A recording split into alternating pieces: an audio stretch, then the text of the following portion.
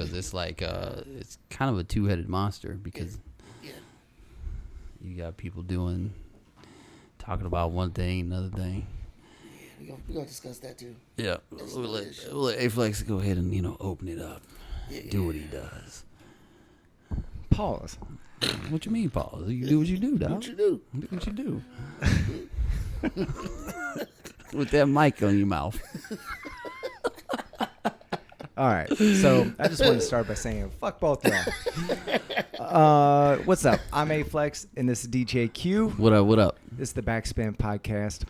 Just a couple DJs like to sit around and talk DJ shit.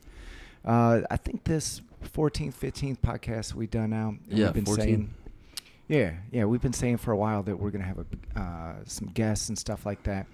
And something kicked off recently, and we said, it's probably a good time to have our first guest. And the guy we have here with us today is somebody I've known well over 20 years. We used to DJ together on the radio. If you're from St. Louis, like, you've seen this guy DJ everywhere. He's everywhere. He's toured with major artists. He's a force to be reckoned with. If you've not experienced a DJ Stay in the Man set, it is different than any of the DJs that you're used to. This guy plays, I would say probably 90% of the time is acapellas over instrumentals. And the bling game is crazy. Oh, it's crazy. He's not staring at the screen the whole time. He's mixing by ear.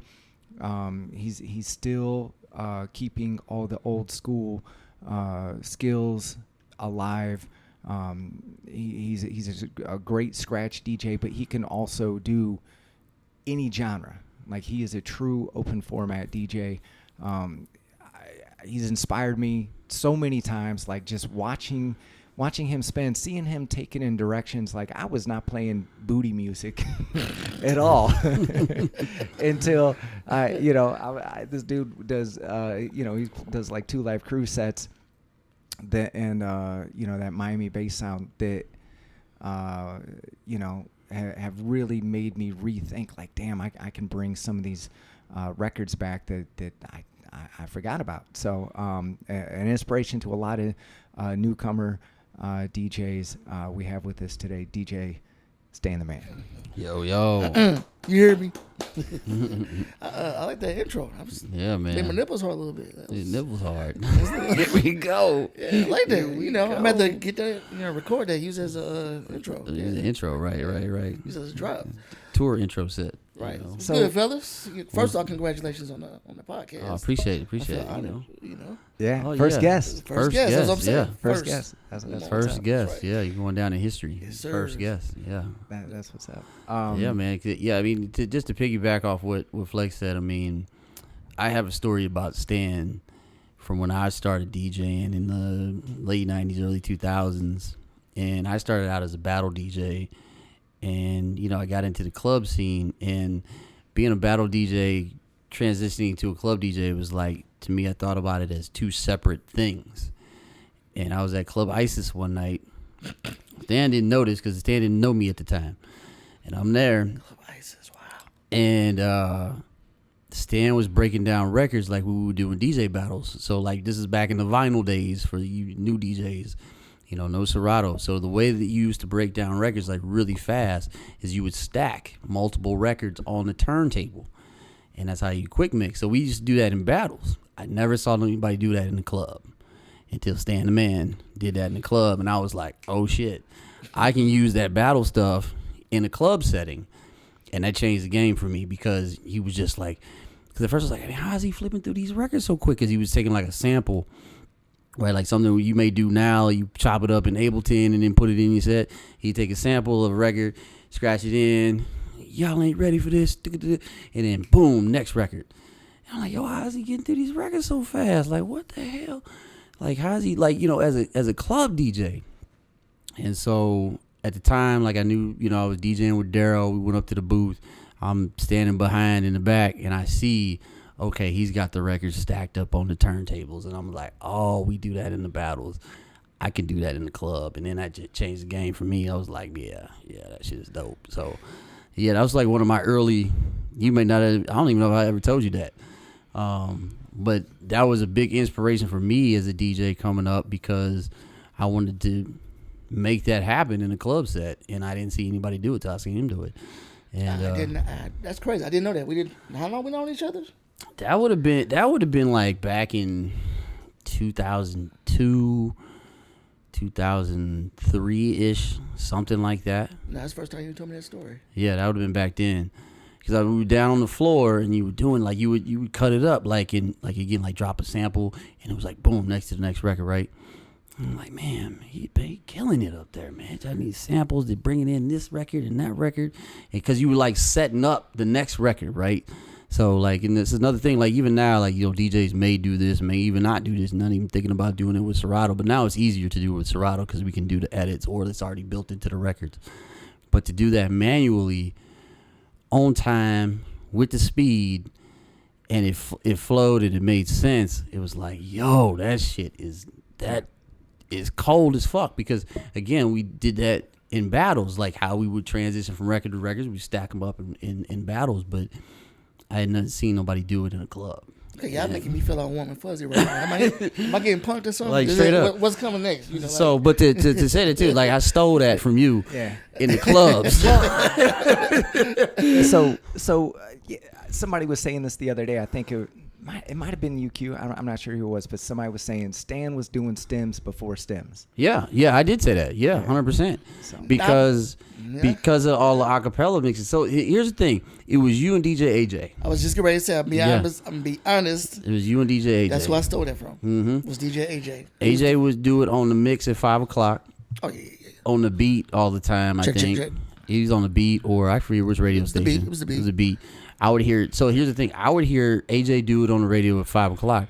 Then I would hear you do it out in like a club, because I probably saw you more in the clubs than I saw AJ in the club, just because of where AJ might have been DJing at and where I was just hanging out at.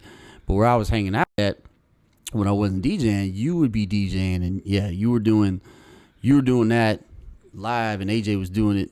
I guess he was live on radio, but he was doing radio. But yeah, you two were definitely. He was doing a lot. That's who I guess stole that from, or was influenced, because AJ was notorious for stacking records, and we started a record at the beginning and let it play. AJ would start a record from the bridge, then going to verse 2, but he was doing all that live, needle dropping. I would sit and watch him, and that was my thing coming up as a DJ. Like, I just stole stuff from you, stole stuff from A-Flex. Like, if I see you do something dope, I'll watch you. Yeah. But I'm not gonna do it exactly the way you do it. I'm gonna figure out how to incorporate it my way. Right. You and Snow were big influences on me back in the radio days. I would listen to you guys. DJ Snow. And you guys both, which is the cleanness. I'm not the way you would mix clean. The cleanliness of the mix was crazy to me. You made me always want, like, all right, it's got to be clean. It's got to be smooth. There no train wrecks. No, you just gotta, and that's yeah. And the thing about you too, Stan, like you always brought that DJ element. We're like, it's a lot of clean mixing DJs out there. Like, they mix clean. It sounded smooth, but it was like. Stan's like, fuck that, man. I'm gonna grab my nuts and we gonna scratch and we gonna back to back. I'm gonna juggle and we on the radio. Fuck that. We gonna do some DJ shit. It was like you, Charlie, Snow. That's another one, Charlie Chan. You know what I'm saying? Was doing DJ shit, and that was for me was big because again, like starting out DJing as a battler, that's what I was into, and it was like you had club DJs like, oh, you gotta mix real clean and real smooth, and I'm like, that's cool.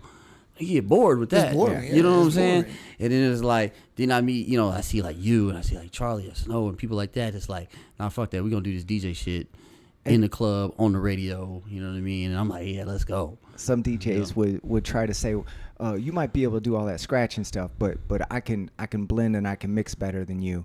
And I'm like, man, but you can do both. Right, that's the thing. That's the thing. It was like you had the smooth, clean transitions and the blends, but then it was like, all right, we're going to cut it up. Oh, we're going back to back. I'm going to do a juggle. I'm going to do this. I'm going to do that. You know what I'm saying? And it was still on time. It still sounded good. Like you have some DJs that'll try to do that and it just be, We did a lot of shout outs to like the old radio guys. I just wanted to shout out DJ C Note too, he was a big influence on me too, and I don't think I don't know. In my opinion, he doesn't get the recognition he deserves. Not enough. No, not at all. No, he was another one that I was influenced by. I would watch him and I don't want to say steal moves, but he was putting some shit together. Like, sure. If you were paying attention, but he was kind of low key about it. So like it kind of went under the radar sometimes. If you weren't paying attention. But that's the thing though. When we was coming up, we was about the DJ culture. Right. Like it wasn't, downloading software and just bunch of music and then just press play. Like right. Yeah. Taking all the shortcuts. We was about the culture and then we would support each other. Like I come see y'all, you come see me. Yeah. We was about that business. And you had to prove yourself to an extent, That's right? the like, big one right there. You had to be like, you wasn't getting on without a cosign. You know what I'm saying? From somebody, and then a lot of DJs, we all had like that person that we came up under. Like, Flex came up under Charlie, I came up under Daryl, which that was like the guard. Like, Charlie and Daryl were, who they were, still are in their time period. But it was like we all had our people, and then it was like, yo, if Charlie say you good, you good. If Daryl say you good, you good. And then you meet other people, and that's how I get to get in the booth and see you do what you do because I'm with Daryl. You know what I'm saying? Like, but you had to put in that work first. Right, exactly. Otherwise, I would have never been in the booth to even see what was going on. You know what I'm saying? To be around you and then meet you later on or whatever, and just be able to dap up with you, because there was like this mutual respect because you earned your stripes or whatever. Now it's like, oh man, I got music. I got an Instagram and whatever. Book me. How many followers you got? How many followers? I'm a DJ in my bikini and we good. You know what I'm saying? It's like, yo, like what? This, you know what I mean? But back then you definitely had to, like you said, earn your stripes to get that respect, and it was crazy. Like once you got even a little bit of that respect, then it was like it opened up new doors for you to learn more stuff, because then you got to be around. I got to be around you. I got to be around Charlie. I got to be around people, or Flex say probably had the same kind of experience. You get to be around these people and actually see the process. Yeah. And see what's going on in the thought process or in everything. So, not having that, like I wouldn't be a fraction of the DJ that I became if I didn't have that. You know what I'm saying? But see, back then, DJs were so, skilled. You had to come with it. You had to learn how to be. You want to be a better DJ, because the guys were so dope. Things like, man, I'm trying to be like that. Like, what do I got to do? Yeah, what I got to do to do that to get to that phase, And nowadays, So, I'm sorry, I mean to cut you off. What? Well, I was just gonna say, there's kind of the elephant in the room. There's something that I know we're gonna eventually get to talking about in this conversation, but I'm just sitting here. I got a question.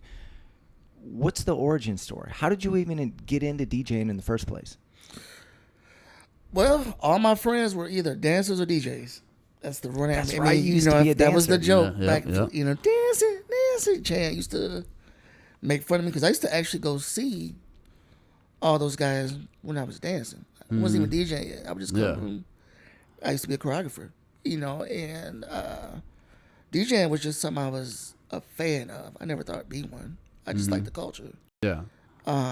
As far as how the DJ thing took off, though, man, it's a long story. But basically, I was supposed to have moved to LA to pursue being a choreographer. Okay. I was just DJing on the side just for fun. Yeah. Got strep throat the day I was supposed to leave. Couldn't go. And mind you, all the friends I was leaving with, they all made it. Like, they all made it. They went dancing from Michael Jackson to Usher to Aaliyah. They all made it. Damn. I was with that crew.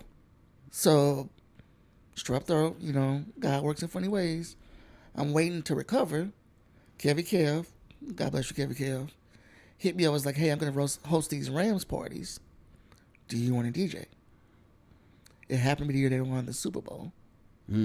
So they had home field advantage. So every time they won a home game, I did the playoff party. They won the Super Bowl, did the Super Bowl party. just so happens that the PD for Q95 had been watching. Chan and Snow had already mentioned my name to him, so he had been watching me. Was like, hey, you want to be on radio, do a mix show? It's like, cool. I'm still trying to get to LA as a dancer. Yeah. I'm not even tripping off the DJing. It was just a hobby. Yeah. Is this Mike Fox? Mike Fox, yeah. Okay. So I'm not even thinking about DJing seriously. It was just, I like the culture. You know, got on radio, and that was 2000. And that same year, ended up getting my first major tour, the Budweiser tour. And then that was the point where I was like, well, I guess I better try this DJ shit, because it's kind of, you know. It's happening. It's happening right now. And that's when, and kind of like QQ, I actually started off as a battle DJ. So I wasn't even trying to get on the radio. But I was only studying it because I just liked the culture. I never actually thought, you know, it was going to go anywhere. But I just studied it. So once I got on radio, I had to kind of switch it up and figure out how to incorporate the battle style with DJing on radio, which y'all know is another beast. Right. Yeah. Yeah. It was very similar with me. Like, I probably only had 15 records I could play on the radio the first time I was on the radio. Right. That's a whole another beast. So I had to, and that's when Charlie took me to meet Solo and was like, man, we got to get this guy set up. Yeah, Rest in peace, Solo. But yeah, that's kind of how it was. It was like I, you know, transitioned to radio, then I started touring. And then I was like, well, if I'm going to DJ, I want to be the, you know, one of the best at it. Not the best. I don't want nobody talking nothing. But the best at what I do, as the best me. Right. But so I started, you know, I was a fan of it, and I would just watch people. Like, say, AJ, I'd watch y'all. I'd watch Chan. I'd watch Snow. Chili C. C-Note. I watch all these guys, Toss and Ted, all of them. even the guys on the other side, the Needles and guys like definitely. that were 100.3, that were kind of our competition. Our competition? But you know, I'm sorry, it's bingo now. I gotta stop saying it. Oh, you know, like, but yeah. but It's then he Biko puts now. Needles. But he yeah, puts there's still Needles, Needles to me. Like better known is, or he says Biko better known as Needles though. No, it's the other way around. It's like we're always going to call it Twitter, you know. Right. Right. I don't know who calling it X. We call it Twitter for sure. That was another one. Like, yeah. Well, I gotta say Needles. He kept me. That was another issue I had when I got on radio. I was underground hip hop. Yeah.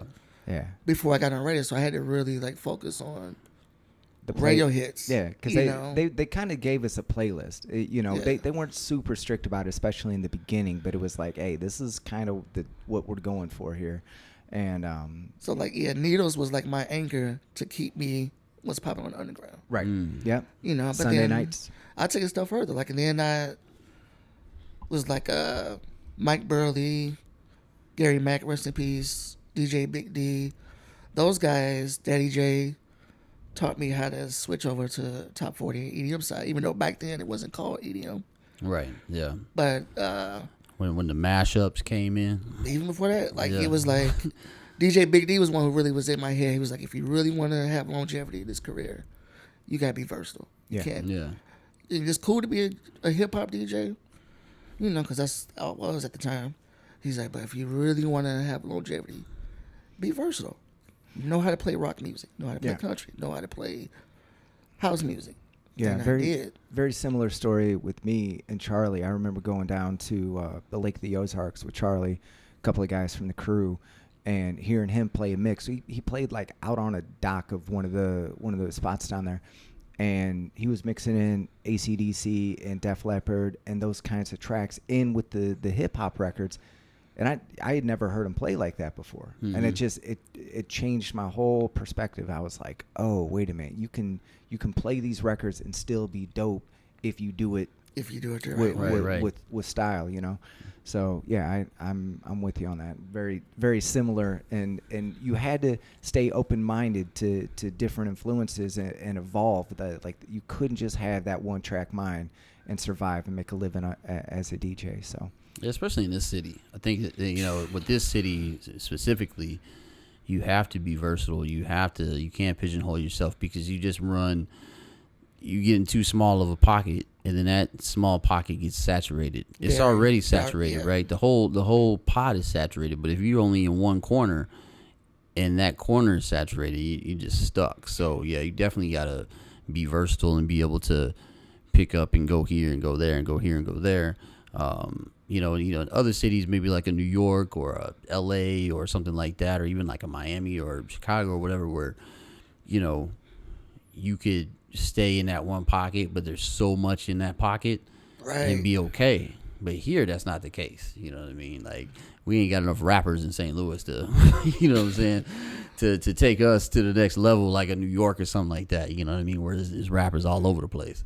Well, it's just St. Louis just likes to put you in a box anyway. Like, they only want certain DJs to play the genre, and only this DJ can play that genre, and like, but you got DJs here that can do it all. Right. Yeah. And I run into that a lot, where people think I'm just a hip hop and R&B DJ, because most of the time when you see me out, and that's why you have to do mixes and stuff like that to kind of show people your versatility. It's like, if you're not going to let me play this in a club, I'm going to give it to you in some other format. That way, people will know, and it does work. People hit you up and go, hey man, you're playing dubstep or you're playing house or whatever, like there's this event coming up, and you might have to work your way up the ranks in a whole different ecosystem over there of a different genre. But sometimes, hey, if I don't mind that. I'm going to be able to fast track that because the skills are already there and I already have all the tracks and whatever. So and that's real. Like being on radio was a blessing and a curse. Like, I mean, it's free publicity, free advertisement, but then you get labeled, At first I was like, hey, I'm a predominantly hip-hop DJ in St. Louis. Then it became, he's just a hip-hop DJ. And it was like, well, wait, hold on. Like, I still got my records of house music, before I got on radio, Right. I don't just play up. So I got known for being a hip-hop DJ, and I'm like, no, I'm a DJ. Right. Yeah. Like, I play it all. And like you say, Flex, sometimes when you go in them other realms, like, you got to start on the low side, which I don't have a problem with that. I don't walk in and be like, look, I play drum and bass too, so I need a headline. Right. Like, no, I open. What's good? Like, right. Like, I don't care. Like, and that's showing respect to those guys that have stayed true to those genres and work their way up already. I don't want to leapfrog anybody just because I'm, I've been DJing longer, whatever. It's like, no, let me earn my stripes. But I know it's going to come off a little cocky, but I've been in those experiences before, and they come up to me afterwards and go, we shouldn't have put you on first. Yeah. Same. Well, because nobody wants to go on after you. This is the reason why, because, the three of us came up, like you said, like we love the DJ culture. right. And we always wanted to be dope, no matter what the genre was. So it's like, it doesn't matter what you feed us. We coming in head first. Right. You know what I'm saying? So, we might open at a drum and bass show or a house show or a dubstep show, but it's like, we gonna do what we do. Right. And then those guys that may not be DJ centric, they're genre centric. Like, I'm a drum and bass DJ or I'm a dubstep DJ. No, we're just DJs. So it doesn't matter, right? So that's the difference. And that's why that kind of thing that you're talking about happens, because it's happened to me. I'm sure it's happened to you before, because since, we come in, it's like, oh, we're going to play this different music. Cool, we'll open, cool, whatever. But I'm going to do my thing. And they standing around like, oh, shit. Yeah. What are we supposed to do now? Yeah. like I said, we can move over to a different genre, but we're going to rise up the ranks pretty fast. Let me ask y'all this. I'm just curious, because we all veterans. Have y'all ever had, because we've all, headline, but we've definitely opened for DJs. Yeah. Superstar DJs. Yeah. Putting quotes. Have y'all ever had somebody to tell you to, what's the word? Downplay your skills, or I've heard about that. I've never had it happen to me, but I've heard about that situation. Not play. Basically, downplay your abilities. Yeah. Don't outshine. Yeah, I've heard about. I want to say maybe Daryl has talked to me about that before.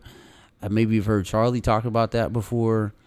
I've never experienced that specifically, but I have heard about that situation where it was like, yo, we got so-and-so coming in. Actually, yeah, it was Daryl, because it was back in the Animal House days. He was telling me, because they used to have a lot of people come in and out. Obviously, I wasn't old enough to be there, but he would tell me stories.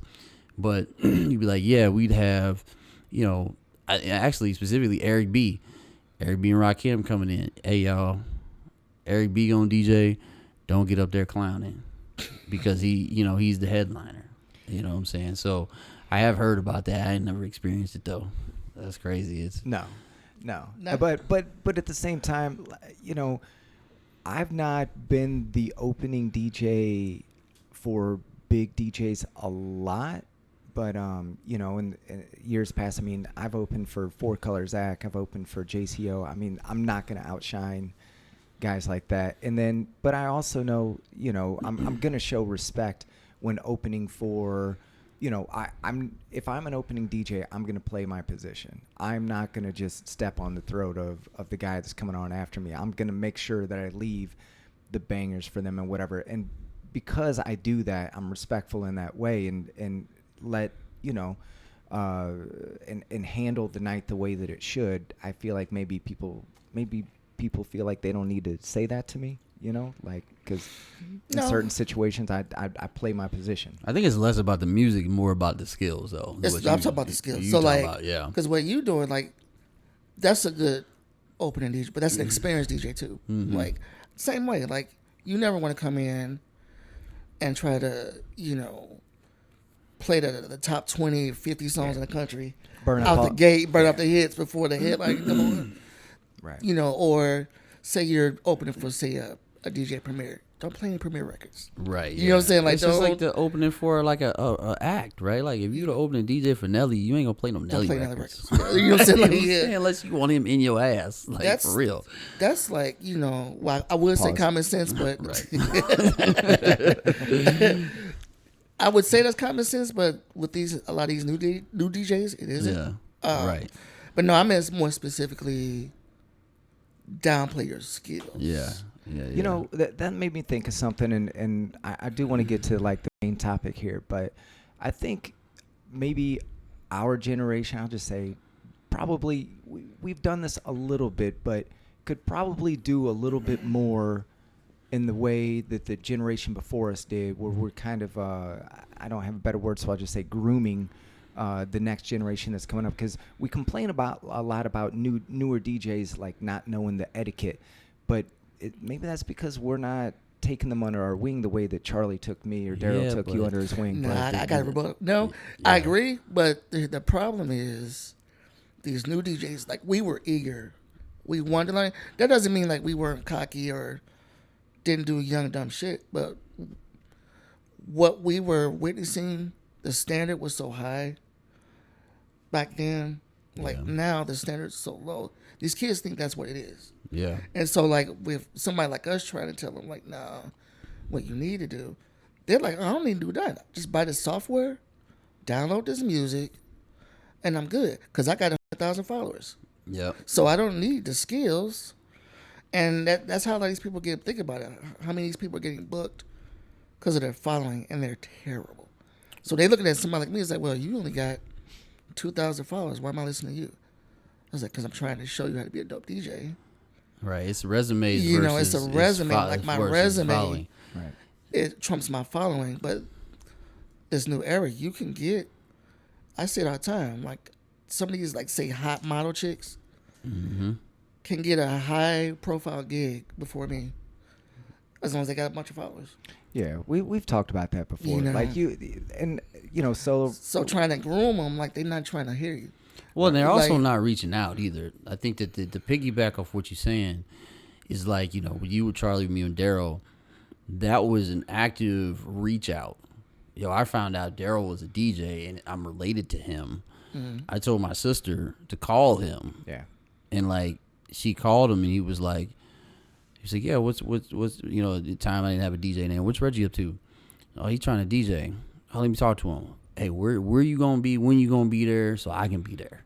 Yeah. You know what I mean? Like, I was everywhere he was. Yeah. Right? Like the whole ISIS thing, because it was Daryl's gig. He was the Thursday DJ, and I think you were there on a Saturday. So he was just there.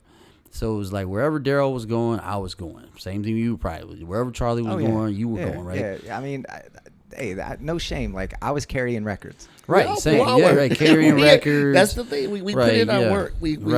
We sought out these DJs because we wanted to be better. Yeah. Right. And like these kids now, like, No, they ain't reaching out. They're not trying to reach out because in their minds, they good. Yeah. Right, exactly. You know, so they it's like can- what they don't need. They don't need like back in the day, like we talked about the whole earner respect. Like you had to reach out to someone to ride their coattails in a sense, right? It Like sounds so foreign though to like think today like a new DJ in 2024 like showing up to the gig early, like, hey man, I got here early to help you carry your stuff in. Could you imagine that? Like that's no, so that's non-existent. That's dead. that's so That's over crazy. with. But that was normal. it was so normal. Back then, we had to put in the work and earn our ranks. Now, Yeah. somebody can literally go to whatever store right now, buy equipment, download software, buy some music, and get booked. Yeah. And that's why like we know how to open. Yeah. Because that's what we did. Yeah. That's what we did. Like, we did. We opened. opened. Like you got so you carry like I carried Daryl's crates into the club in the ices up them steps. You know what I'm saying? And I got to DJ for the first Back in the day, hour or walking to something. school, Right, uphill, both ways, both ways, in the snow. But the thing was, I got to DJ for an hour, but like I couldn't play the hits. I had to figure out, okay, what can I play that these people are gonna enjoy without playing all the hits that Daryl was gonna play Exactly. after me. So after I got to DJ. So like that's how we understand how to open. Yeah. See now these guys like you saying get booked for a high profile gig. They get injected into a headliner set out of nowhere. Out of nowhere. And so then all of a sudden then they got to open for somebody. Yeah, but then they can't. But the promoters, that's on the promoters. That's on the management. Look. Let's get into it. We want to get into it. Yeah, we've been talking about this for 30 minutes. There's a bunch of people listening right now. Like, man, come on. When you Right, going to talk about? get to the By good stuff. what do you mean? Right. What could you possibly be talking about? Man, come on, man. You can make me say it. No. All right. How do I even introduce this? Well. You want me to try to do it? Yeah, you try and do it. So here's the scene. Here's the scene. So Stan and I both DJ'd at a local venue in St. Louis called 360. There's one downtown on top of the Hilton. There's a new one in Westport in the Rawlings building. And there's an issue with their management where they want to control the crowd with what type of music the DJs play. And, I left before Stan did, but Stan did something yesterday that kind of caught fire on social media. But I think the issue is deeper than what I think people really think the issue is. Right. I think if people think that the issue is they can't play hip hop, well, That wasn't the issue. you're right. So I'm gonna get into it, like, because you and I have talked about this before. The issue really, and I know some people hate when we say this about that, this and that's racism, but that's what it is, right? Hip hop is predominantly black music. You play hip hop, you quote unquote get a predominantly black crowd. So how do we control this crowd, run off this crowd? We tell the DJs they can't play hip hop. It's very evident that that's what's going on. So, when DJs show up to a club or a venue and there's a predominantly black crowd looking at them and you're looking back at them and they want this, we're not going to not give them what they want to a certain extent. Okay. I'm gonna take it a step further because since my post, I guess the shit disturber here. Yeah. Here was the deal. If I said what I said, I stand by it. And then people kind of remixed it. Oh, 'Cause yeah, they were we're going to get triggered. into that. Yeah, for sure. Because they were triggered Yeah. by their own personal experiences. And some people took it this way, way left. Some people took it way right. And I'm just sitting back like, did y'all read the Right. post? Like, it's basically about control. Mm-hmm. And you got people that are opening these venues that are out of touch with the clientele. Yeah. So, like, when you saying with the hip hop, like, a lot of people took it as in, come on, we in St. Louis, but it's not just a St. Louis thing. When they don't want you to play hip hop, we know what they're trying to do. However, though, with 360, it was the white people that was complaining. That's who wanted to hear the hip hop. That's what it always is. That's what Yeah. the owners don't understand is like, that's who's asking for it. The hip hop is not. It's not just a black thing, but they still stuck on that. It's a black thing. So you're saying that a big part of the issue is not necessarily, well, I shouldn't say not necessarily. A big part of the issue on top of the racism is that there is a certain amount of dealing with the crowd, certain amount of dealing with the requests from the crowd and what the crowd wants, making your job difficult, Extremely. having to endure the disrespect from the crowd, and also like how it's affecting your Reputation. your reputation and your brand, right? Is Yeah. that what you're saying? Exactly, because it's kind of like, okay, I know what they wanted, what they claim they wanted. Okay. Mm-hmm. However, you don't have that clientele. Right. So, like, I can't DJ for this imaginary crowd the owners have in their head. I have to DJ for what's in front of me. Right.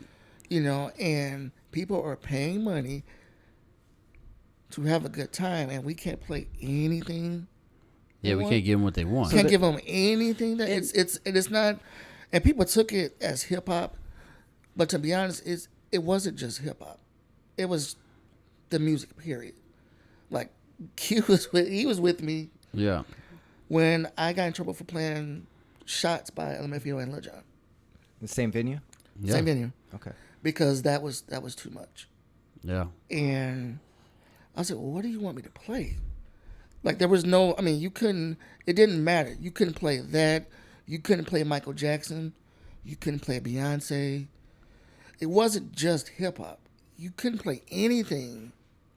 What they basically wanted was us to sit there like statues as a flex, You're like a decoration. decoration, Well, and have background music at a low volume. Okay. With that being said, though, does that, okay, you know, there's the racism factor, right? Does that reduce that? Like, is it racism, or is it that they wanted to create a certain like ambiance in the room, and the DJs are so programmed to like rock the crowd and don't want to deal with the complaints from the audience? I'm just playing devil's advocate here. So I'm gonna say this to that, like, to piggyback off what you're saying too, because here's the issue. Like you said, like you playing to the people that's in front of you. What us as DJs, experienced DJs, will never do is go all the way against the grain to kill the crowd because you don't like the crowd, right? Like, you guys let these people in, you charge them their cover, you let them come up the elevator, you let them buy drinks, and now you want me to... And you hired a hip-hop DJ. Or you hired any type of Any type of DJ. DJ. Any type of Any DJ. type of DJ, Okay. yeah, And then like, you yeah. tell them, all right, see all these people that's in front of you? Don't entertain them. That's a problem. Don't do anything that's going to get Don't them. do get anything. excited. Don't get them excited. Have Don't them get a good on. time so then they don't come back. And here's the thing, and what was, because like I saw some people comment like, well, it's their money, they're the ones hiring you, they're the client, do what they want you, they're paying you to do. I was like, here's the problem. First off, I know how to play lounge music. I have Right. lounge music. Mm-hmm. That wasn't the issue. Is that the crowd does not know that's what you want. Exactly. So what you're wanting me to do is going completely against the people that are spending money at your establishment. The staff didn't even know. Yeah. They're Like putting the staff. I had waitresses coming up to me because it's affecting their money. Yeah. Hey, DJ, can you play? And I had to explain to those like, no, we're not allowed to. Yeah. And so you're claiming you want to be a low key lounge, but you're in Westport on a Friday, Saturday night. Yeah. People are not After walking 10 in o'clock. after 10 o'clock to relax No. and talk like Saying that. yoga? They're What are we not talking trying about? to be quiet and, be Well, and- relaxing. They come in to party. Yeah. You got bachelorette parties, birthday parties, Yep. celebrations. People are buying drinks. And for 4 hours, the DJs got to listen to them complain. Yeah. Because yeah. we can't play nothing they want to hear. because they want us to have the music down low, and they just want soft lo-fi music. But that's not the crowd you have, Right. you know. And that was the issue I was having Saturday night, you know, where I was just getting yelled. And then before, when I started DJing there, my name wasn't on anything, so I was going along with it because I was like, I ain't telling people it's me, you know, like. Right. But this past time, they had our names on the flyer. Yeah. Now people know it's me, showing up thinking I'm gonna do me. Yeah, they're gonna Right. get the Stay in the Man They're show. gonna get the Stay in the Man show, and I'm sitting there playing absolutely nothing. Right. Yeah, And but I mean nothing. So my thing is this: if you want a lounge, I have no problem playing lounge music. Right. But then you need to develop a lounge following. Right. Right. You need to let your crowd know that they're spending money. This is the vibe. So, Right. so somebody at the door, or there needs to be some way to communicate. Like, hey, man, before you come in here, just so you know, we're not turning up tonight. This It's is the going vibe. to be Just that, or just like their marketing, it's all Right. kinds of things that can go along. Because otherwise, again, like you're putting the DJ on the chopping block, Yeah, right? we're like throwing under the we bus. getting hung out to dry, thrown under the bus because no one knows, you Why know, we're that playing what we're playing. why we're playing, why we are playing what we're playing, and they don't know that they came to this. Right. You know, So- so some of what you guys are saying has got me. You know, I just want to clarify, because like we've thrown that word racism around. Like, is this an issue of racism, No, don't- or is it an issue of we want to stick to this certain format and not deviate? I and- think it is an issue of racism. It's both. But here's Yeah. the thing. Like, I'm saying, with the particular issue that I posted from Saturday night, yeah, from that experience, because I could take it back to the night you were with me. It was predominantly white. I'm like 95% white people, packed. I was still having the same problem okay, with Right. the music. It was the same problem where, like, I'm trying to give them, mind you, they wanted to hear hip hop, but it wasn't just hip hop. I'm playing, like I said, I'm playing country music, playing rock music. Like, I'm trying to give them what they want to hear. That's not what they wanted. Like, they specifically said, we don't want them partying. We don't want, like I said, it says Footloose. We don't want them dancing. yeah, like You know, like we want them to be calm. We need the music to be. I'm like, but that's not what you have. Yeah. So you're putting me in a situation to make it look like I'm incompetent, don't know what I'm doing. Right. And then people, and they're not bitching at the bartenders about the music They or come the to waitresses. you. They coming to me Yeah. for 4 hours. So I'm gonna take this back because when this first, there's been like a couple of like iterations of this issue that's happened at 360 that I saw like while I was there before I left, because how this came down the pipe was emails to the DJs about do this, do that. Okay, the first time that these emails came out, I specifically responded back and said, listen, you guys need to make a sign to put in the DJ booth and on the bar that we can't play XYZ per 360 management. Okay, like we can, I can pull up the email from Brian from Contemporary that says what I said because of exactly what you're saying. Because what happens is we have to deal with the patrons all night, Night long. and none of us want to do this. yeah, drunk patrons. The other, Oh, that's- right, drunk or not drunk, right? Like, oh, we want to turn out, we want to do this, play that, da, da, da. Like, having this argument back and forth all night, it's stressful. So, like, we ain't trying to deal with that. But my whole thing about the racism thing is, like, when you specifically say you can't play hip-hop, like, that's one of the, you cannot, like, the email that you posted, you screenshotted it and posted it. We know what that means. of any type, Of any type. like including house remixes. Right. Like they're of letting any you know. type. Right. They're letting you know, Right. like, because before it was, okay, don't play hip hop, but you can play house remixes Remixes of of- hip hop. it had to be up tempo. And then it has to be up tempo. They gave us like a BPM range and all this stuff. And then they loosened it back up. And then they went back, you can't play any hip hop at all. And then, my situation happened there and I left. And then they came back and even tightened it up even more. It's like, yo, what are we talking about here? You know what I'm saying? Like, you don't like the crowd that's there, that's coming. And I saw what the crowd was last time I was there. I saw what the crowd was there. It is a predominantly, when I was there last, it was predominantly black crowd. It is now, yeah. You know what I mean? And There's just nothing wrong with that. There's nothing wrong with that. Absolutely And like nothing wrong with that. It was a great crowd. Everybody was chilling. Everybody was hanging out. Nobody was doing, like I said, somebody People said was something. making money. Yeah, people was making money. Somebody said something on one of the posts, like, oh, people was dancing on this and that. Nobody was doing any of that. You know what I'm saying? But the crowd was black. And for you to email DJs and say you cannot play any hip hop of any type, like, what are we talking about? You know what I'm saying? Like, that's why I say it was definitely some racism in there. But like I said, my issue, and I keep going back to my issue, because I could, if I was really trying to stir some shit with them, I could. My biggest issue was like, look, this is what I do. I'm a professional. I pride myself on rocking them turntables. If you want me to do my job, let me do my job. Right. Stop micromanaging me from whatever office you're elsewhere. You're not even there. If you really want to see what the crowd you have, bring your ass to the DJ booth and sit there for 4 hours. Put these headphones on. Right. And listen to what your crowd is telling you. Right. You know what I'm saying? Like, don't throw us under the bus. Yeah, we're paying you. Back. We're paying you to do what we want you to do. It's like, but we're the ones that's got to deal with your crowd. Mm-hmm. And to be honest, Saturday, after 2 hours of just getting yelled at, I grabbed my phone, pulled the email up, because I could tell. As soon as I see people, when they making beelines to the DJ booth, yeah. I put my phone up and I just read.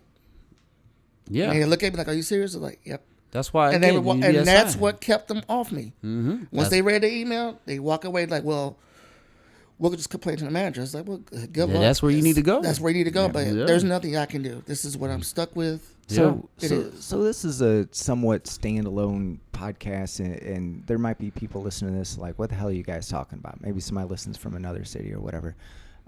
When Stan posted his, basically explanation of why he's not working at 360 yesterday, he attached receipts, which is basically like some screenshots of the email of like, hey, this is what the new expectation is.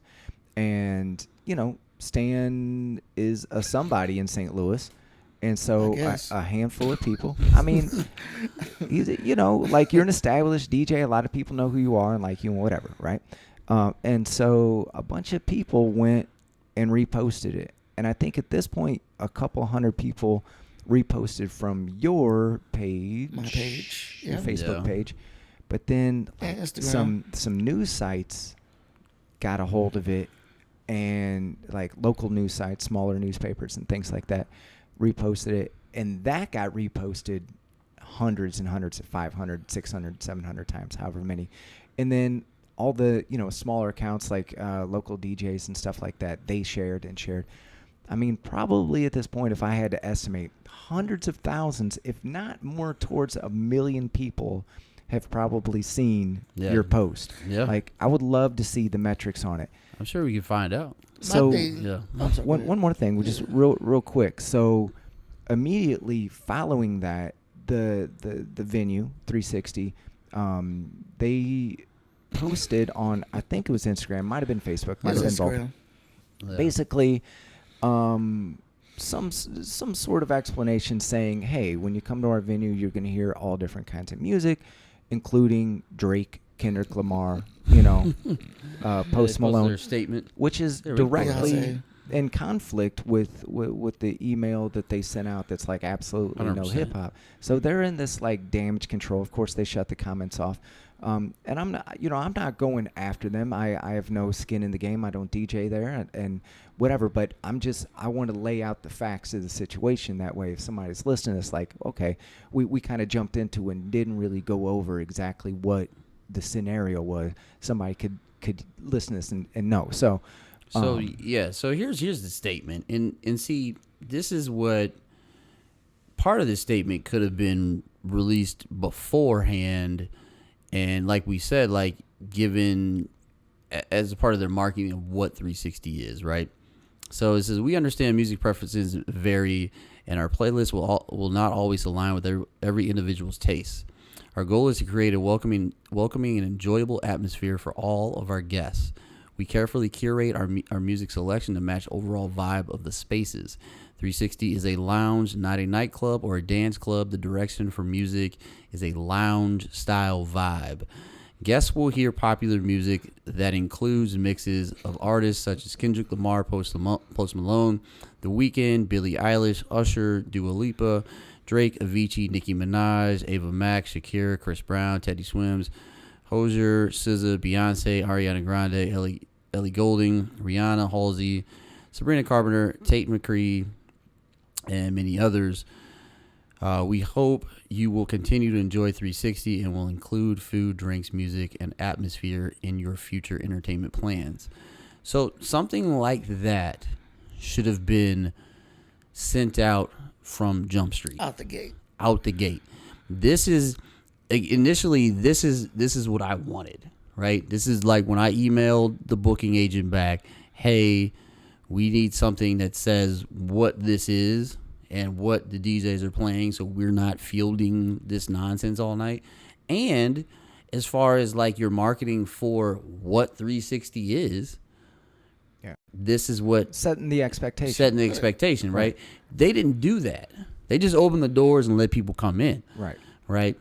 And I want to, I didn't mean to cut you out, but I want to, since my post started all this, the bottom line was what I was angry about was one, because I got an email that morning that basically my services were no longer needed. Now, I knew Saturday night I was gonna be gone. Yeah. As soon as I broke the rule and started playing R&B, I already knew. Yeah. That was gonna be it. Yeah, you wanted to go out with a bang. I wanted to go out with a bang. I already knew, but it was my frustration was because it's not just 360. I mean, we can go on. We can do another whole podcast another day about this. It's about micromanaging the DJs. That's what I was pissed off about. Because it's not just 360. There's countless bars, top 40 bars, hip hop spots that do this. Like, I was pissed off that basically I couldn't do my job. Right. Like you put me in front of these people and then tell me I can't give them what they want. Yeah. And then try to punish me for it. You throw me under the bus. And now they want to backpedal and literally mention the artist that was played. Right, saying that you play those after they told you that you can't come back for playing those artists. You just list the artists that I played that you told me I can't come back for. Yeah, right. And that's what made you attach in the receipts. That's why I attach receipts. Yeah, it's like you can't go back on that. Like you just backpedal. Like you basically just got rid of me for playing the artist you just said it's going to be in your playlist. Right. Yeah, they're definitely in damage control mode. I mean, maybe I don't think that they understood that the reach that some people have posted this about St. Louis DJs and our reach and quote unquote power, if you want to say. They never thought.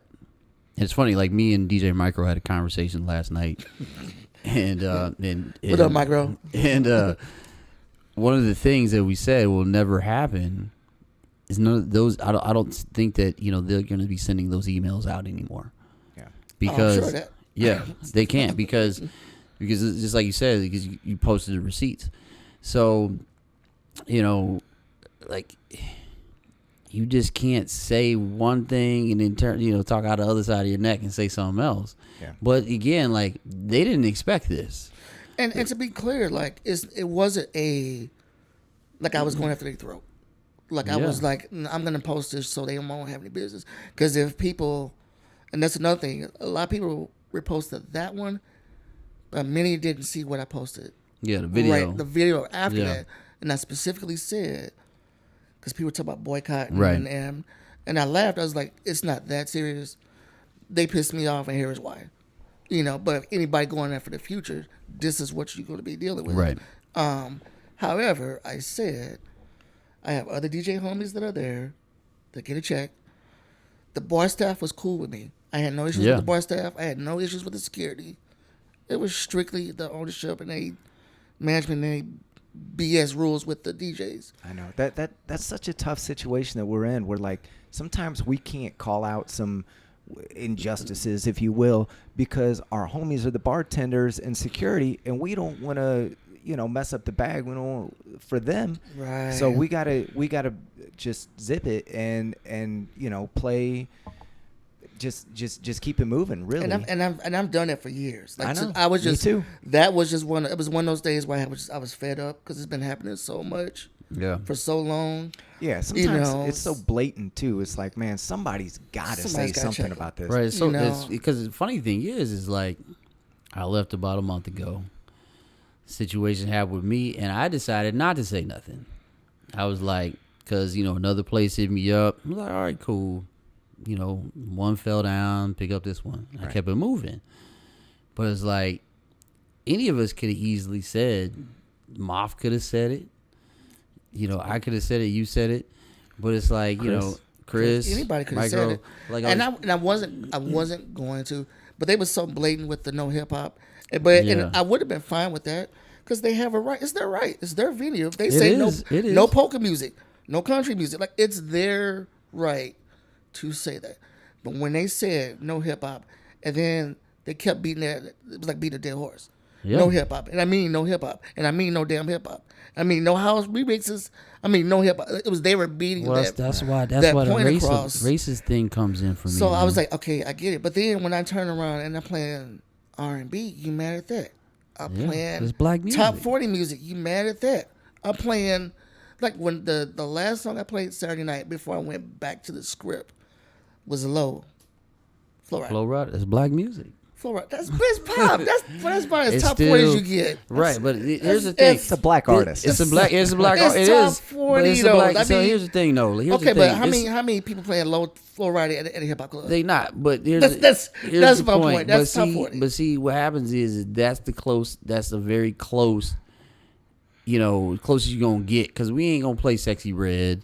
We ain't going to play Jeezy. We ain't going to play Yo Gotti at 360. None of that was getting played at 360. Right, I know, but that's what I'm saying. Like, we know that that's not the vibe for that. So, like, but it's still black music at the end of the day. Yeah. And my problem, too, is like, I'm a 40-year-old black man. I can't condone that kind of stuff anymore. You know what I'm saying? Like, you just can't do it because, like, how does that? What does that say about me? Like I said, my initial. If you read the post, because I had people that showed up to see me that were disappointed. Yeah. So I had to save face. You know what I'm saying? Yeah. And so I was like, look, this is what it was. I know what I was expecting. But thank y'all for coming out. I again, I'm going to play devil's advocate a little bit here. Because last week we had a podcast and we were talking about branding, establishing your brand. Mm-hmm. And I just want to say, like, for DJs that are listening to this, like, establish what you are and make what you do clear up front. And if it don't jive, if they're saying, hey, we only want to hear mid-tempo pop remixes, and you don't say, yes, I can play mid-tempo pop remixes, and then come in there and play. Well, that's not the issue with this. That's not the issue with this situation, though. I know, not get what he's saying. Yeah, but 1,000% I agree. But see, it wasn't that because, like, I didn't even go into the very beginning. When I was first approached to do Westport 360, I said no, because I remember the experience I had with Downtown when they first opened. And I did one night, and I was playing Michael Jackson. It was like either his birthday or the anniversary of his death. And I was playing a Michael Jackson song, a up-tempo one, entire place is singing, and the Magic King's like, cut this, we need more energy. And I'm like, are you looking at your crowd right now? Right. Like, so I knew that night, this ain't for me. Right. And I quit that night. I said, thank y'all for the opportunity. I was professional about it. This is not going to work for me. Because I know how I am. Right. This doesn't work. So when I got approached to do Westport, I said no originally. But then I was told that wasn't going to happen. Right. And then the week of, before my first day I DJ'd, we get an email saying that we can only play top 40 and if we play hip-hop remixes. Now, by then, I already agreed to it. Got scheduled. Yeah. So I did that. The first round they did, I was fine with. This is what you want, I got you. It was not a problem because you could still play music people like. Okay, I can't play such and such regular version, but I got this dope EDM remix. Right. So I'm still playing familiar songs that people know. I'm just playing EDM versions of it or faster remixes of it. They allowed that at first, but then it changed to now you can't do that. We don't even want them. We don't want them dancing. We don't want them doing anything. Well, they want you to run them off. That's the whole thing. But no, I mean like they wanted that strict. So now I'm like, okay, well, then what did you hire me for? Right. You know, like because. Well, they want you to do. They want to hire you to do what they tell you to do. No, I know what they was doing. They using the DJs as a flex to get the money. Right. Well, that too. To justify the $10 To justify cover. the cover. Yeah, that. But that let too. me clarify here real quick because I'm not taking the side of the venue. I'm not taking No, I sides know here. you're not. No, All I'm that- doing is giving some advice to younger DJs that like you need to advocate for yourself. You need to speak up and say if you're not okay with a manager or whoever coming over and tell you what you can and can't do, you need to be upfront with them and say, hey, look. But they man, also look, need to be upfront with what they're trying to do. Absolutely. And not try to play like they chase their tail and then use us as the 100% agree. I don't know what the word, but like The scapegoat. The scapegoat, right? But I'm saying that there's two sides to this, Yeah. right? One of the biggest problems in the world, one of the biggest reasons why people break up is not defined or unmet expectations. So if both sides set the expectation, and I feel like in some situations, that's not discussed up front, and it becomes problematic down the road. And so I'm just saying, DJs, like, hey man, you got to speak up sometimes. If you're not willing to compromise your creative, what's the word? Integrity or whatever. Integrity, whatever. Yeah. Your creativity, and you're like, look, this is what I do. If you're hiring me, I'm gonna do whatever I want to do, and I don't want to hear nothing about it. And you don't be rude. Don't be rude. But I'm just saying, like, and if you don't like what I do, hire somebody else. If you do that, then you're good. I agree 100%. Yeah. Well, like 100%. And it was kind of like then you got, of course, you have people that went one way or another. See, they racist, blah, blah. But then, of course, you're going to have some defenders. Yeah, So, like, that was weird to me. That was I weird. saw some defenders. They some were like, people- well, you obviously don't know what you're doing as DJ. You were hired help and blah, blah. I was like, look, understand this. This is literally all I do for almost 30 years. Yeah. Like, I know if it's a corporate party, corporate event where they just want background music, blah, blah, blah. I've done those. Right. Plenty of time. I actually like Right. those. They're my easiest gigs. Easy. I love Cake. those actually. Cake. Yeah. Easy gigs and money makers. Yeah. So it's not that I don't know Yeah. what the client wants. It's just that the client don't know what the hell they're doing. Right. It's like, see, Right. people, if people are going to a corporate event, they're not walking in expecting to have a bottle service and jumping it's not on a couches. party. It's not a party. It's Most a of the corporate time, event. it's not after 10 o'clock. Yeah, it's Right, not after 10 it's o'clock. happy hour. Like, know, it's like they we did know the corporate environment events they're at working in. 360. Yeah, they know the environment they're working.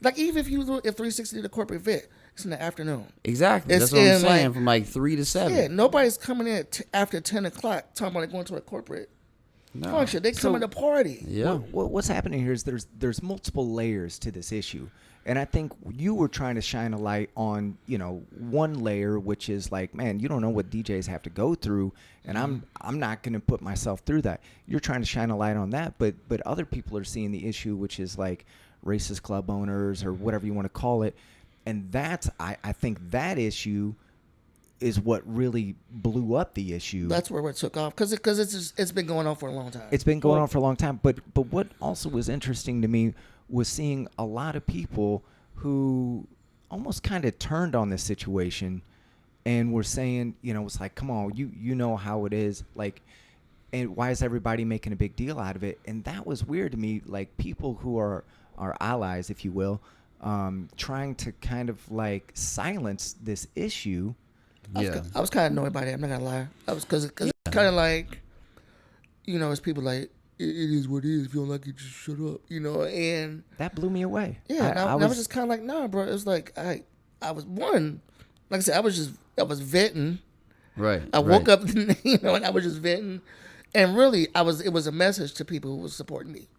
Right. That was really what it was about. I was Yeah. pissed off. I felt like I got done wrong. Yeah, But let me- more so, I was like, because I knew people came to see me. Yeah, giving your supporters an explanation. So I wanted them to why you're not there no understand more. why. And I had already told people when I was going to be back. Yeah. That was another thing. 'Cause I was supposed to be back in August. Right. So now I got to let people know I'm not going to be back. And here's why. Yeah. But then the reason why I put the receipts, because then I didn't want to seem like I'm just talking out of my ass. Oh yeah, 100%. You know, so I was like, just in case Yeah. somebody thought I was just making stuff And up. that was the slam dunk which pushed this Yeah. thing over the top, because that's the thing. A lot of times people, they can say whatever and it's just lost in It's the wind. hearsay. Yeah, it's hearsay. But when you post the receipts, it gave some credibility to the issue. It was like a wildfire. You sparked a freaking wildfire, bro. 100%. Yeah, I man. said I took a nap and woke up, was like, God damn. And Literally yesterday, I'm scrolling Yeah. trying to find something on my timeline about something else. It was you and Yeah. like Viagra ads. Right. Well, we know what you've been Googling. right. They know me. They know me well. And but my thing was, it was kind of like, damn, like, and so then of course, people gonna take what you say and use it to what they're trying to champion. Right. You know what I'm saying? Mm-hmm. And I was like, I can't do anything about that because people have their own views about it. Right. But go by what I said. If people gonna remix it and take it for whatever, there's nothing I can do about that. It's just so weird to me to see people champion issues that are like against their own best interest. Yeah. I'm sorry, I don't mean to harp on it. It just That's crazy. And I was trying to put it into perspective. It was like, imagine, okay, if we're talking about DJing, I'm trying to get the people that were defending 360. I'm like, imagine I'm a karaoke DJ, but I tell you, you can't pick none of your songs. Yeah. You can only hear this one song. This is the only karaoke song you can do. Yeah, I mean, there's so many different ways that You know what I'm could saying? Like, try to that's what I'm trying this. to illustrate. Like, that's what it was like going through. Yeah. But Yeah, I gotta. 100%. But if the people are like, but you're a karaoke DJ, you don't have a catalog. No, because you can only play this one song. Right. Now, And you looking them I gotta dead in the explain face. to every individual person Right. why I have this one song. Right. For 4 hours. Right, but I Yeah. think that there's people that like, despite evidence like that proves that their point of view is wrong, they're just they dig their heels in, and there's no change in their mind. I've chosen my position on this, and despite the evidence, I'm going to stick with my initial reaction. And it's like, well, that's why I thought we should do this podcast. Is like, hey, let's add some color to this. Let's discuss it in a way that it's like, hey, let's give people a better understanding of what's going on here, because it's not just this, racism issue or whatever. It's also to like let people know this is what we really go through as DJs, and this is what our day to day is. These are the things that it's deeper. Yeah, That's why I was trying to drive home. It's like, and to be honest, I was over it. Mm-hmm. But then when y'all said y'all wanted to do the podcast, I was like, Bro, well, you're Oh, gonna we be already on- I was knew. like, We wait, already let knew me it. get We on the already knew we was gonna do homie. it. If I'm gonna talk about it some more, what better way to do it? Yeah. On my homie's podcast. Because honestly, after this podcast, I'm really done with it. Man, until KSDK calls you. Right. Yeah. I'm Fox gonna 2. tell him refer to this podcast Yeah. because Right. it's like it really was about the frustrations Yeah. of trying to do my job but being handcuffed. Yeah. That's what it was really about. I was pissed off because this is what I do, and I got yelled at for 4 hours. I mean, it was rough. Like it was, and it comes with the territory. Like it's not like it's Yeah. never happened. Been doing it Right. almost 30 years, but it was just I don't know if it was a full moon, something was in the air, but Yeah. for whatever reason that Saturday night, it was not. It was there was a table in front of me. I think it was a birthday girl. I think it was her birthday. Whatever. No, that ain't it, DJ. No, that one ain't either. For an hour. Yeah. I had Yeah. just from the first song I played, I'm just sitting there like. Yeah. And So what- that was just, and that's the ones that's vocal. Then you got to deal with the ones that's just looking at you crazy, Yeah. shaking their head or doing the thumbs give down, thumbs down. so forth. And I'm sitting there like, Well, also you need to paint a picture of like how the setup is at Westport, right? Like the DJ booth is on the floor, right there, right there, right, With the like crowd. with the crowd. So like downtown, you're up in like what they call a hawk's nest, bird's nest. People can't, they might not even know that you're up there. At 360 Westport, You're right there. you're like right there. Right. They're They're looking They're at you. looking at you. They can get to you. They can talk to you. They can touch you. They can everything, right? Like, like smell you. And they, I mean, Right. and they're sitting there like, and I pulled one of the managers to the side. I don't remember her name. She was cool. And I told her, I said, this is going to be my last night. I'm going to go out with a bang. And she laughed. She was like, I can't stop you. And I started, did an R&B set. I just did it, but it was R&B and top 40. Yeah. And it was an immediate switch. The crowd started getting into it. I got into it like nobody came and request. It was for 45 minutes. Vibing. And then here comes, management. Yeah, you need to. I'm sitting there like, all right. And I told him, I was like, you have a full house right now. If I stop this, because you're the boss, you're gonna lose all these people. Mm-hmm. Yeah, but you got to go back because I'm gonna have to put in my report that you broke the protocol. I was like, okay, all right. So immediately, again, Flow Rider was playing in the background. And immediately went to what they want. Turn the music down. Mm-hmm.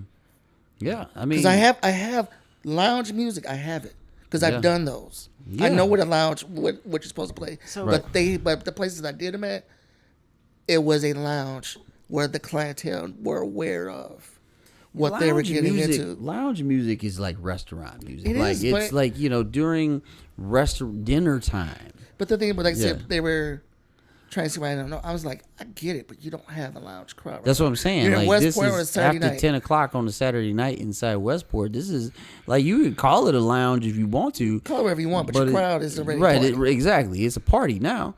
You know what I'm saying? Like lounge music is dinner time music, where it's like it's turned down, it's background music. You know what I'm saying? You playing vibey, whatever, right? Yeah. That's not after 10 o'clock on a Saturday night inside Westport. The first song I dropped after I went, what I did. That ain't it, DJ. She went right. It was like I never played anything. She went right 100%. back. Yeah. And I'm just sitting there like, this 100%. is the Spotify generation that, like, if they don't like a song, they usually get to just click next. Yeah. And I'm just watching people in droves. Yeah. Leave. It's that, and it's like, my whole situation downtown was with the waitress. End of the night, it's dead all night, playing the protocol. I see these guys walk in late, kind of big dudes or whatever, and I'm thinking, oh, we about to close. They gonna turn them away and tell them, go back down the elevator, about to close. Nah, they go see them. I'm like, all right, well, whatever. So I keep going. Here come the waitress up the steps. Hey, these football players from whatever team, they want to hear some hip hop. No one's in the bar, right? I mean, it's dead. And I already know that the waitress is coming to me because she's trying to get her tip, right? She's trying to get her tip off these football players. They got a little bit of money. She knows it. Cool. I'm gonna play a little hip hop or whatever because ain't nobody else in here. She's at least gonna shoot her shot and try to make it. She's Right. She's trying to get her money, right? You can't blame her. I'm like Exactly. thinking I like, don't either. right. I'm not. Yeah, can't blame her. But I'm thinking like, no one's in here. We got like 15, 20 minutes left. Then we're closing. Played a couple hip hop records. Same thing with you next day. I didn't get the email. The booking agent gets the email. He calls me. Yo, what happened? Da da da. Telling him. He's like, oh man, that's crazy. Let me talk back and forth with them. Blah blah blah. And then at that point, they're like, oh well, they're upset with you because you played some hip hop, and I'm like, what are we talking about here? Like, why am I dealing with this? I didn't even bring it up. I'm glad You know what I'm saying? I knew your story, but I wasn't like, saying why anything. am I even dealing with? I don't need to deal with this. You know what I'm saying? Like, again, like I will stand on the fact of the no hip hop equals racism situation, because I really feel like that's what it is, right? And I feel like, again, it is a situation where we have this crowd, and I want you to do something that pushes that crowd out, right? And that crowd, if it's predominantly black, we don't want them in. We don't want their money. We don't want them in here for whatever reason. Like, I can't condone that as a black person, whether it's right or wrong.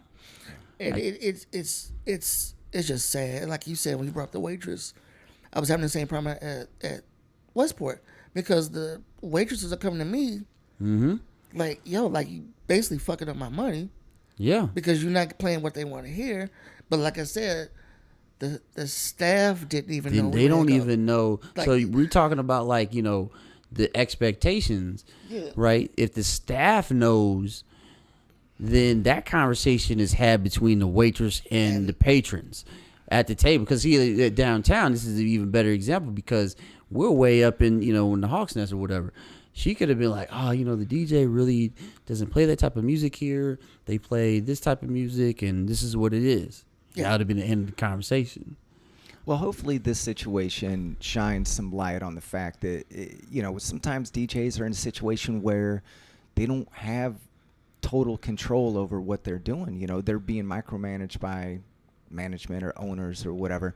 And so, hopefully this is kind of an enlightening sort of scenario. I'm glad that you did what you did and brought attention to it. I don't wish anything foul on the people that own and run that establishment. Same. But well, I mean, I'm be honest. I give a fuck less about the owners, but as far as the staff, right? I'm just and saying the DJs, I don't. Okay, let me clarify that.